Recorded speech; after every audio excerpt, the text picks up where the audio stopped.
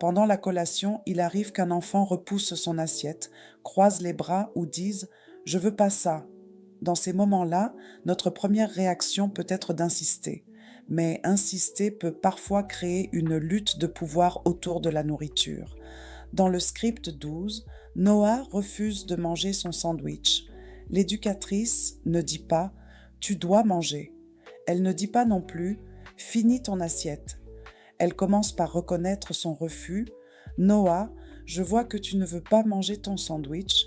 Qu'est-ce qui se passe? Ce simple geste change beaucoup de choses. Noah se sent écouté. L'adulte garde son calme et le repas ne devient pas une bataille. Ensuite, l'éducatrice redirige doucement Noah vers ce qu'il peut accepter. Elle dit, par exemple, On n'est pas obligé d'aimer tout, mais regarde, il y a aussi des carottes et des pommes sur ton assiette. Elle ne force pas, elle propose, puis elle invite Noah à essayer une petite carotte. Quand Noah remarque Elle est orange, l'éducatrice utilise ce moment pour enrichir le langage. Oui, elle est orange et croquante. Voilà pourquoi cette approche fonctionne. Elle respecte l'autonomie alimentaire de l'enfant. Elle évite les luttes de pouvoir. Elle transforme le refus en moment d'écoute, de langage et de coopération. Maintenant, voici une variante pratique à essayer dès demain. Au lieu de demander « Pourquoi tu ne manges pas ?», proposez un choix simple. Tu veux commencer par les carottes ou par la pomme? Vous pouvez aussi impliquer l'enfant dans la préparation.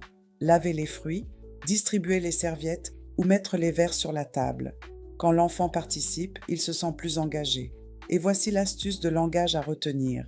Évitez « tu dois manger ». Préférez « ton corps a besoin de nourriture pour être fort et jouer cet après-midi ».